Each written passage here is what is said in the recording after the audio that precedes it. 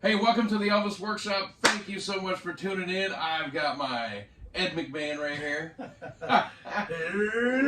Hey, Warren, how you doing, man? I'm doing well. That's good. Shut up. Okay, so welcome to the channel. We have a fun one today. We literally have one subject, other than our own just back and forth banter.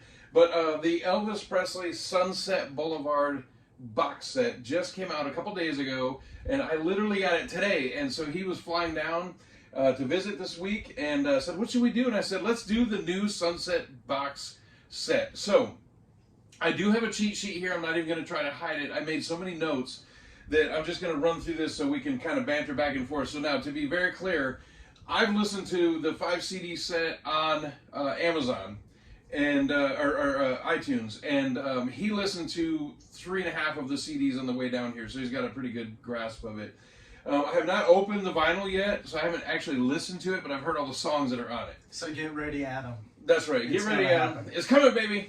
It's coming. So the first thing, let's talk about the packaging. So I don't know. So I'm going to show a couple pictures here. So obviously they're not here in front of us now, but they're going to be popping up on the screen when I edit this.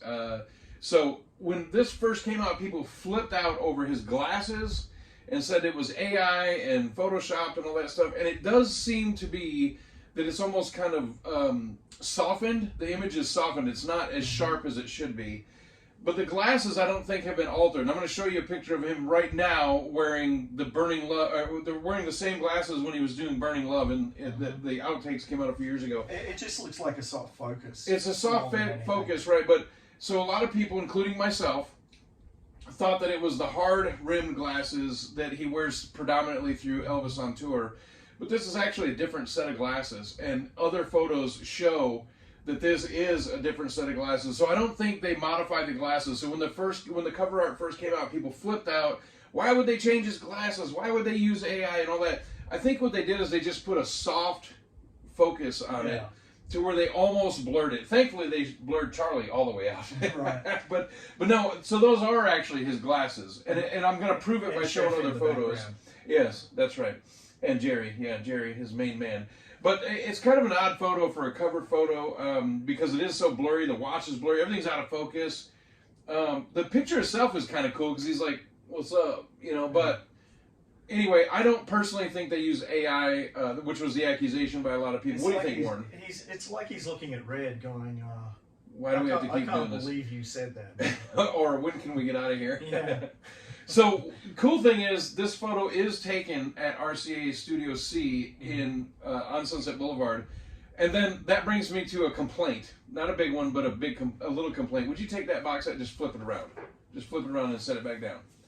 Okay, so this box set is 100% recorded at Studio C, Sunset Boulevard, 6363 in Hollywood. So the back of the box set is, what do we got there, Warren? It's a live photograph. Oh, it looks like something like a Hampton Roads. Hampton Roads, 1972, which has zero to do with the box set. Right, and that's not.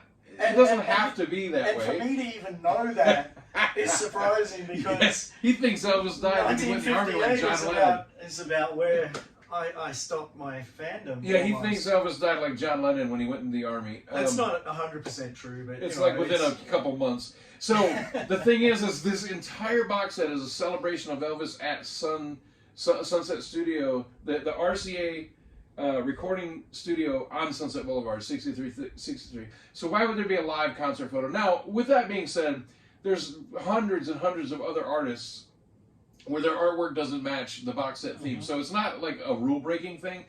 It's just in the Elvis world, it comes across a little sloppy. We couldn't have an Elvis album without being a mess up. Without a live photo on it. It doesn't matter if it's a studio studio that's album Colonel Parker. or a live album. It has to have a live photo. Yeah. So I just thought interesting when I flipped it over. I went, why is there's no live tracks on here? There are rehearsals for live shows, studio outtakes, and then the master tracks, and then there's just inexplicably a live concert photo. And I'm guessing that it's Hampton Roads. Aaron will probably correct me. I believe it is Hampton Roads. But yeah. So, okay, let me look at the... okay, so the hype sticker on the front says very clearly on both box sets, highlights of Elvis's 1972-75 recordings, blah, blah, blah, featuring selections from Master and Outtake. But this is the key. Newly mixed without overdubs by Grammy Award-winning producer Matt Rossbank. So that would lead me to believe that this box set, the 2 LP set, and the 5, you can flip that back around, the 5 CD set has no overdubs, because it clearly says it on both hype stickers. Well, that leads us to almost every track on the thing. There's overdubs everywhere. Like Shake a Hand has the saxophone overdub. So Elvis recorded the master, left the studio, and then they overdubbed and overlaid a saxophone to see if they liked it. It was scrapped and then never released until this box set. Now the box set on this CD, CD1, has Shake a Hand with the saxophone, which I'll get into in a moment. But the hype sticker on both says no overdubs, and on CD1, right off the bat, we have overdubs. I can't recall the tracks, but coming down here on the plane, listening to it, Elvis is clearly harmonizing with himself, which is an overdub. Well, because generally, don't tell people, they'll know. He recorded the track, and then usually came back to the studio at a later date and did the harmonies. Yeah. And sometimes they layered it 2, 3, 4 times to get the sound he wanted. To drown Charlie out. Well, that and Elvis, who better to harmonize with Elvis than Elvis? Yeah. And they were doing that from the 60s through. Don't Cry Daddy on the Memphis box set is a perfect example. We wouldn't normally hear that. They actually put that out on the official release. It's what he would have heard in his headphones. We don't typically hear that. But on that release, it was put out there for general consumption. So that's not on here, but you can tell that he's listening to himself. There are some that I can hear him harmonizing with himself. Oh, very nice. So that's an overdub. And so, again, to your point, with the saxophone, that's something that isn't supposed to be there. And there's songs with strings and horns and stuff that they say is not. So both hype stickers are wrong. So while we're on that topic, I want to discuss this. So Shake a Hand. It's an old blues song, and the original has a saxophone on it. Okay, and it's very similar to what's on the Elvis track that has now come to light. Now, all these decades since it was originally recorded in 1975 by Elvis, May 11th, I believe, is the date. We've never heard this, and then just out of the blue, this track comes out with this saxophone. A lot of people have told me they thought it was a guitar, like a, but it's actually a saxophone. It's not a guitar. And to me, it sounds haunting and bluesy. And I actually really liked it. I know that's not a popular opinion. I've read hundreds of comments on Facebook and Instagram and all that stuff since this came out, and people hate this recording. It's Shake a Hand on CD1, and it just comes out of the blue because it's the master takes, and they put it in as a master take, which I don't think is right, because it should have been an outtake, because it's not the master take. It's the master take with the overdub of the horns. But I actually really enjoyed it, but it got a little annoying by the end of the song, and I can see why they scrapped it and didn't do it. I mean, I'm here to tell you that I think Elvis probably never heard it, because he recorded the stuff. He was out of touch with recording at the time. He wasn't happy with Duke Bardwell. He didn't really have a whole lot of interest in the post-production thing. He did not like Duke, and he did ask them to strip all his bass off and replace it. So he had enough interest for that. But I would be willing to bet he never heard that Shake a Hand with the saxophone on it, and we've never heard it or even known about it until now. But I'm gonna say, just my own opinion on the Elvis Workshop, I'll tell you if I like something or if I don't. And some things I really don't like, some things I like. I actually liked it. It does get a bit tedious and obnoxious by the end of the song, so I understand why they stopped, why they didn't go through with it. But hearing it on the set, it was actually, first of all, it was a huge surprise. I thought, wow, what is this? And I actually questioned myself, have I heard this and I don't remember? But no, it had never been out before. So that's a little crumb of goodness, a little treat for this box set. And to me, it kind of makes it worth buying it just for that, because to be completely honest with you, I was disappointed with a lot of the rest of this, and we'll get into some more of that. So while I look at my cheat sheet, and the saxophone takes you back to Boots Randolph back in the late 50s and the early 60s. That was, and I love the bluesy feel of it. I really do. Yeah. So, and listen, it doesn't take away the original master that we have. Because I like Shake a Hand, even though it's kind of one lyric. Shake a hand, over and over, right?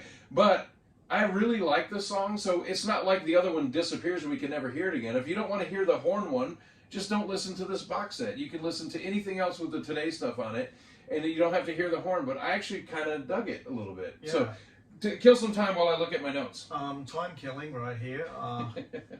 So I flew in predominantly because there's a party going on tomorrow. Some Australian fans are coming here. This is true. And Rick asked me down to give a hand and shake a hand. Yes, shake a hand and mingle with the people and translate for him so that he understands what everybody is saying at him. And yeah, just enjoy the Elvis fellowship that we have come to enjoy. So we've had this party here before. We're having it again, and it's going to be a blast, and it's tomorrow. So we're going to do another Elvis workshop before he leaves with post-production of the party. So let me get back to my notes. Okay, so one of the gripes I have about the box set, and there's actually quite a few, unfortunately. So let me say this before I forget. One of the reasons I bought it is just so I don't have a big gap in my collection, because I am a big Elvis collector, and I do buy a lot of almost everything that comes out. And the Today album, which is predominantly what's on here, is one of my favorite albums, and it's his last proper studio, recording album. I recorded at Graceland after that and some road tracks, but this is his last time in a proper recording studio. So I love that album, and so I bought it for that. So and I'm just not going to be this deep into the collecting and then just skip a box set for no reason because I don't care for the theme.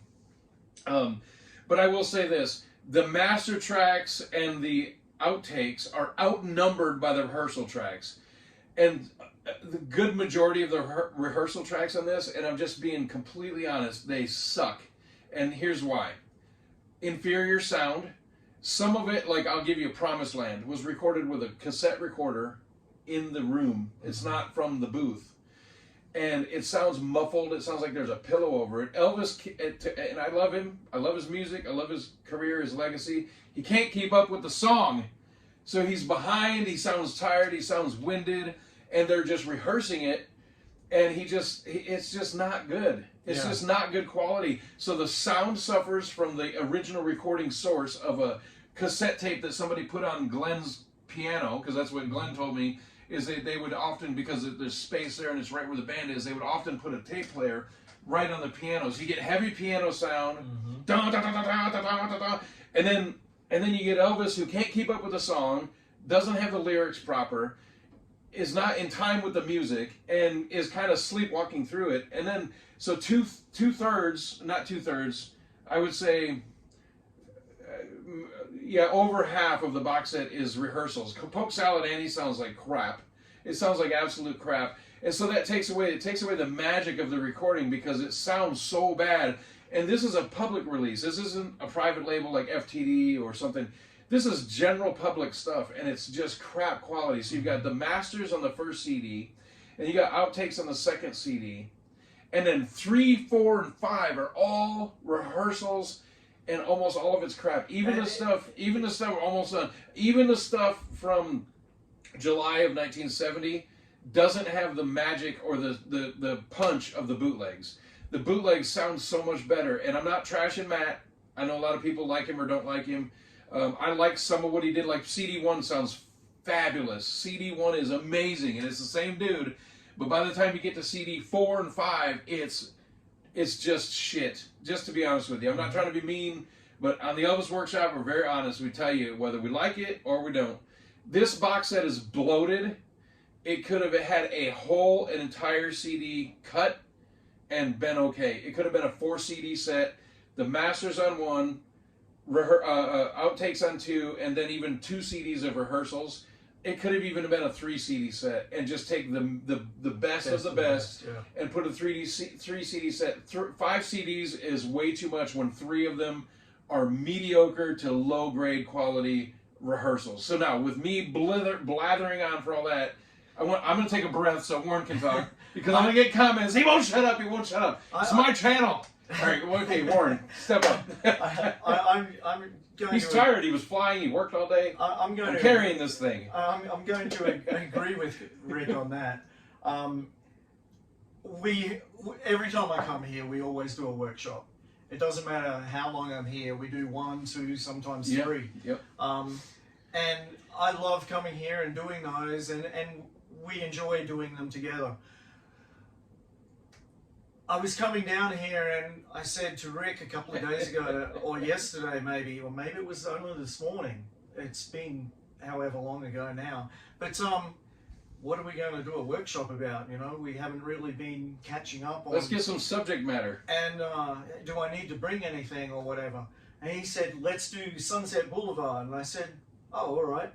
I haven't heard it. Well, he didn't answer for like an hour, so I thought he was like, shit, we don't have anything else?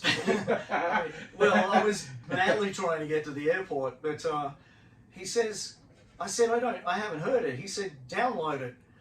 It's going to cost me $50. Just do it on Apple Tunes. Oh, all right. So I downloaded it. As the plane was taking off, the last song downloaded, and I listened to it. Was it Promised Land? Okay, you see what I did there? I was on my way to the Promised Land from the opposite side. So I downloaded the 5 CDs. As we said, I got 3.5 CDs through there. Rick said the first one, fantastic. It is the second one. Hold on, the song, Marty. It's a matter of time. It's a matter of time. Marty pointed that out. Marty Robbins. Hello, Marty. He pointed that out, and I was going to bring that up too, but he pointed it out online. So it sounds fantastic. Always on my mind. Burning Love is nice and sharp. It pops really loud. It's so good. It's the first take, so it has slightly different speeding and slightly different guitar sound. So we're not beating out CD1. Really fresh. CD1 is fantastic. It's CD2 is worth good too. Yeah, it's worth buying it just for that. But then continue. And then you transition, and because it's on a download, there's no changing the CD or changing the record or anything. It just progressively starts getting worse. Transition straight into the rehearsals. Outtakes and then rehearsals. Yeah. I've got to turn this up so I can hear it, and it's like it's just so muddy. There's boring talking. Well, yeah. There's pauses that you can't hear all the time. And then it starts, and then they stop, and then let me add one thing about the outtakes and the rehearsals that I do appreciate about this release, and it's important. Is that years ago there was this myth about Elvis. Oh, he loved his mama. He didn't drink. He didn't smoke. He didn't cuss.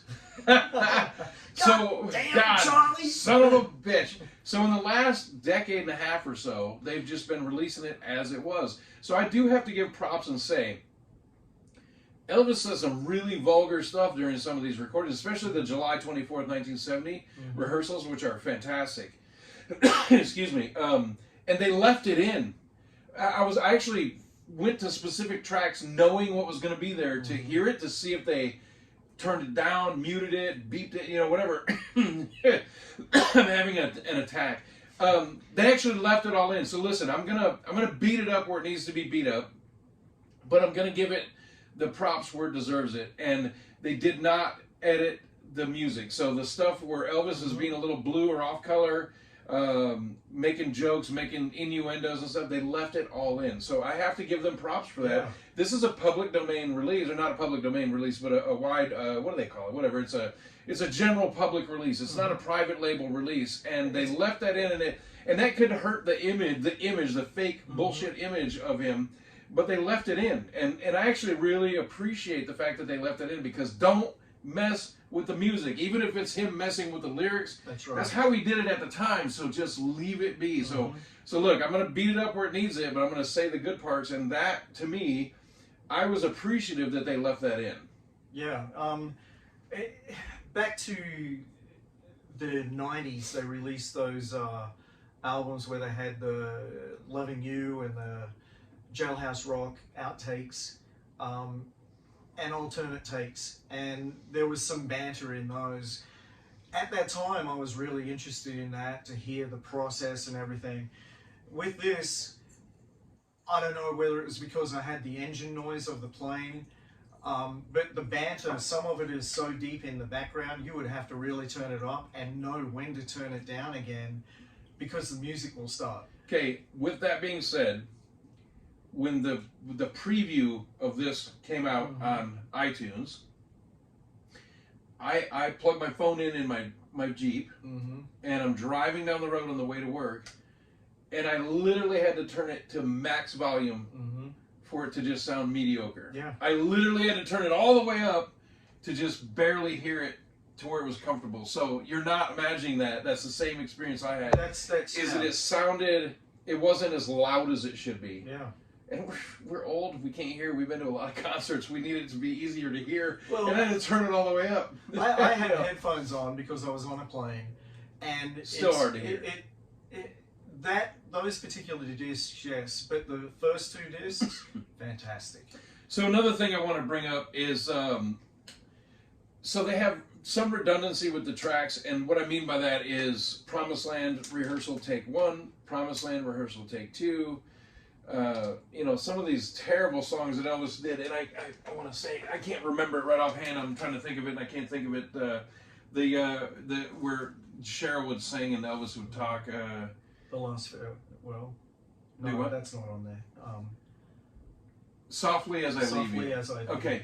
How many takes in rehearsal do we need of Softly as I Leave You? However, we need all. You know what's we need all of them. But you know what's missing is Young and Beautiful, the rehearsal track. So he didn't do it live in concert, but he did it in the studio. And there's all these tracks that could have been cut and hit the cutting room floor, and yet we don't have Young and Beautiful. So when this track listing first came out, before the product came out, when I was going to do the pre-order, I looked at the whole track listing. I saw everything. I thought, oh, this is great. This is great. This is great. This is cool. Where the hell is Young and Beautiful? It's a one-off. He did it just one time, rehearsed that we know of. He didn't never do it live that we know of. I don't believe so. And it was in these sessions, but we've got Softly as I Leave You several times. One thing I will say though is that it's good that they included Down in the Alley. Yes. And well, that's what I mean. They should have done that because the rare or one-offs deserve to be on here.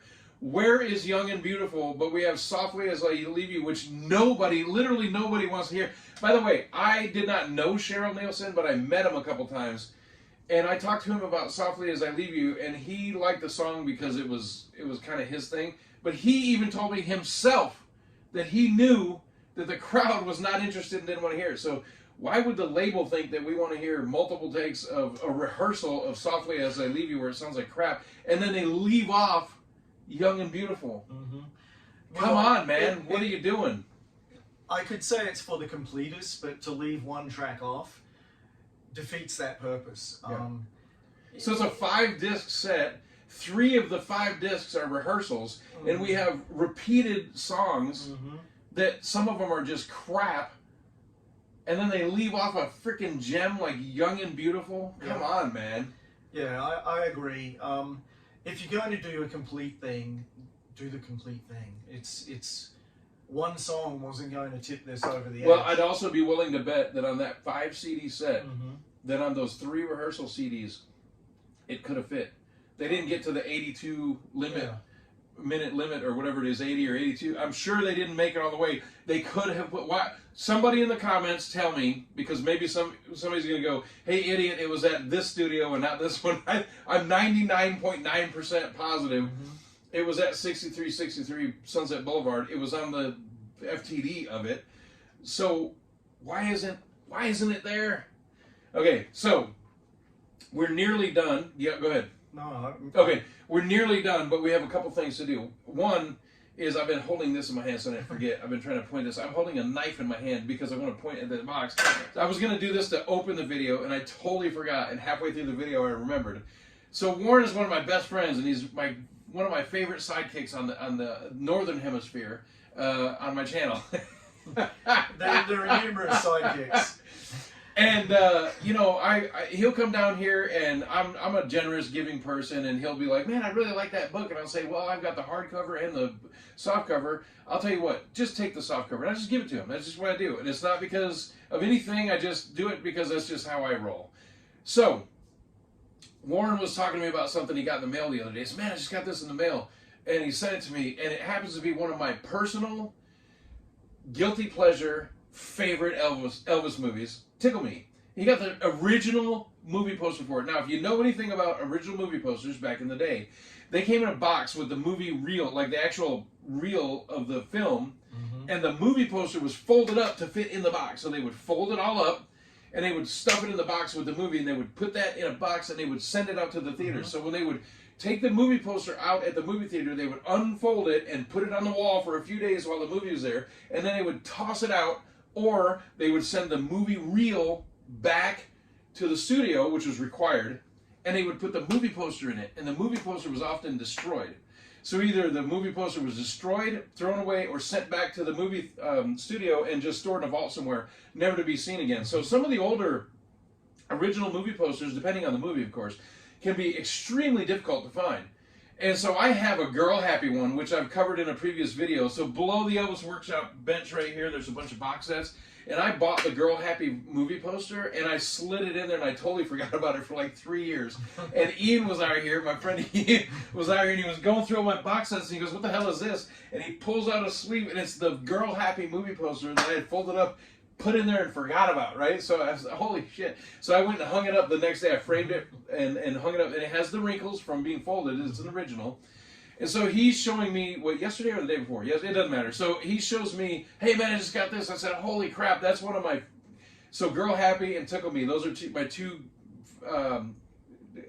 guilty pleasure Elvis movies that I love. I love it. I'm like everybody else. I love King Creole, stuff like that. But my fun ones that I have a good time with, Tickle Me and Girl Happy. I love them, love them, love them. I like Follow That Dream and stuff like that. But he said, man, I just got this original poster with the folds and all that stuff. I said, I've got to get one of those. And it just kind of reminded me about it because I knew about it, but I didn't think about it. So I went to eBay and I'm looking at it. I'm like, holy crap. He goes, you know what? I'll bring it down and I'll show it to you. So he brought it down today. And what did you do with it?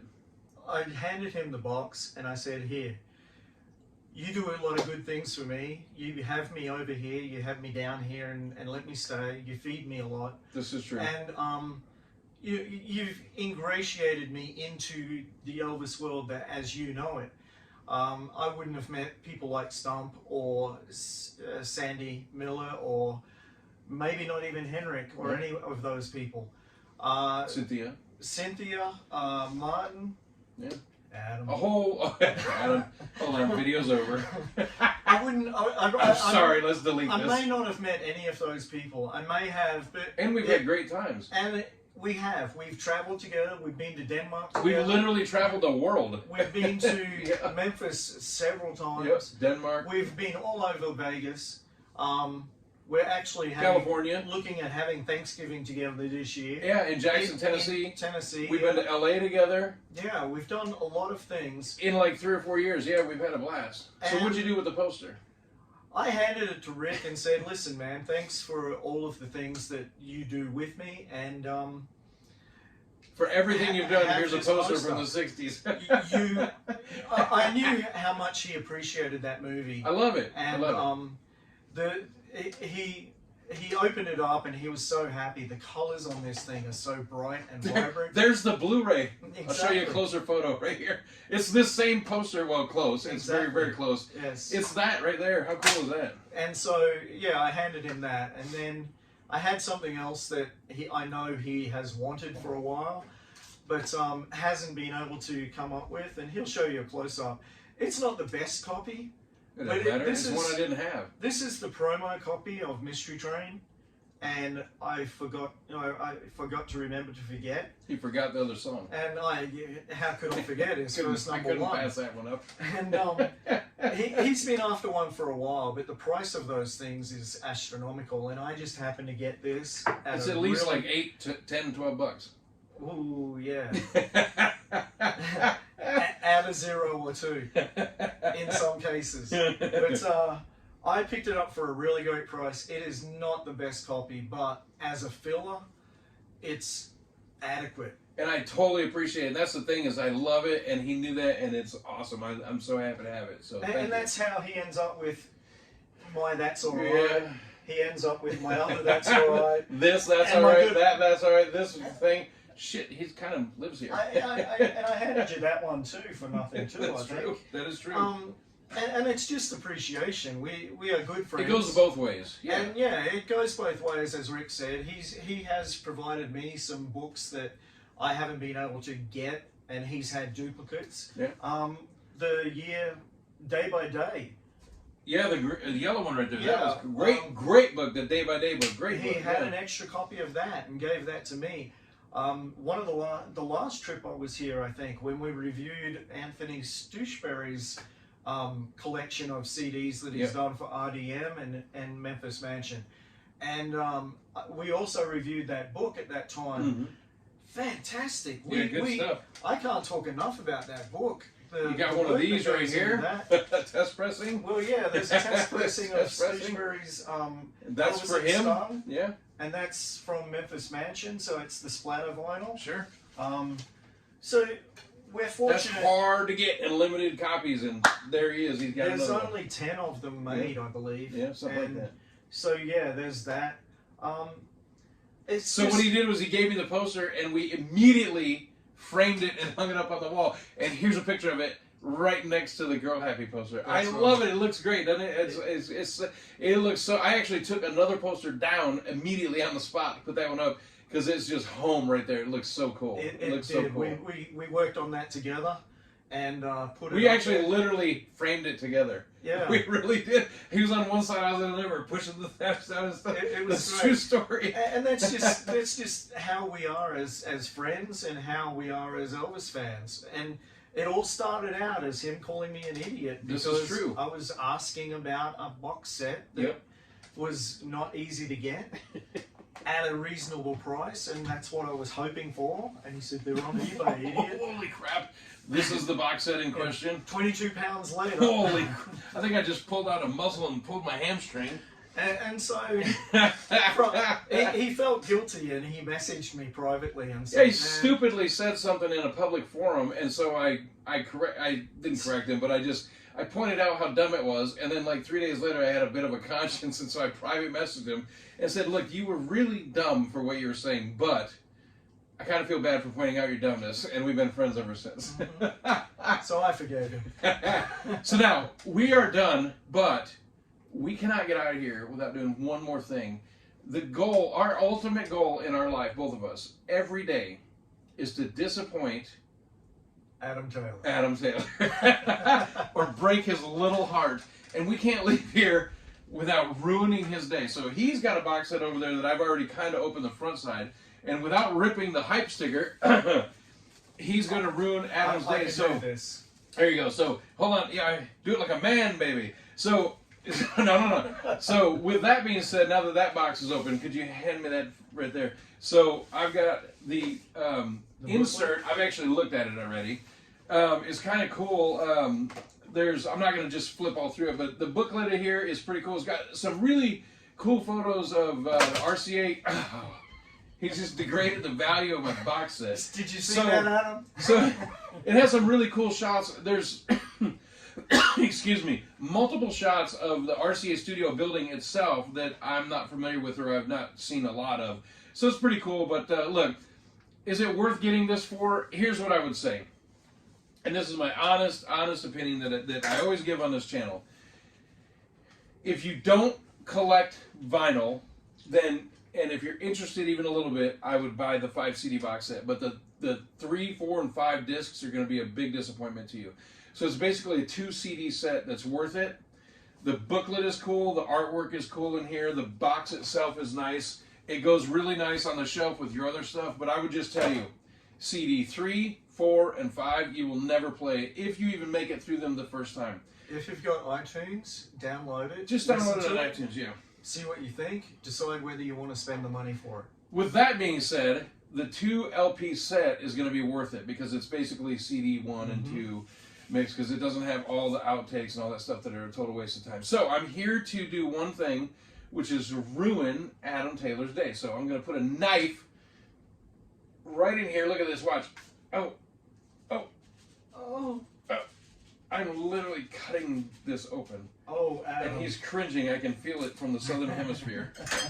And there's a tsunami as we speak. I have people that tell me they love when I do this. So here we go. Look at that right there. Here, you really messed up on the first one, so I'm going to give you a chance to redeem yourself. I'm going to give you a chance to redeem yourself. Now, don't wrinkle up my hype sticker. I'm going to try to take it off after the video. Adam, this is for you, buddy. We open and listen to our stuff on the Elvis Workshop. We actually listen to our records. So we don't, I'm not a big fan of, oh, I'm going to put it on the shelf. When I die and they sell this for $2 at a yard sale because nobody knows what it is, and somebody just rips the vinyl, the shrink off and listens to it, why would I reward somebody to do that? I'm only here once. I'm here now. I'm going to listen to my stuff. So I'm a big proponent of opening everything. Why give somebody a brand new 20-year-old Yeah, oh, look at that. That's cool. Look at that. Yeah. Oh, look at that. And that's worth opening it just and the for artwork that. there and the artwork here matches the photograph on the front where everybody is debating the sunglasses. Yeah. So. Yeah. So that is, I cannot get that back in, and everybody's like, oh my God, look at he's wrinkling it up. So look, that photo right there is worth opening this sucker up. So here's my final opinion. If you don't do vinyl, you don't do streaming or downloading, but you want this, then get the 5 CD box set. Otherwise, I would legitimately say pass on it, because CD 2, 3, and 4, 3, 4, and 5 rather, are not worth paying for.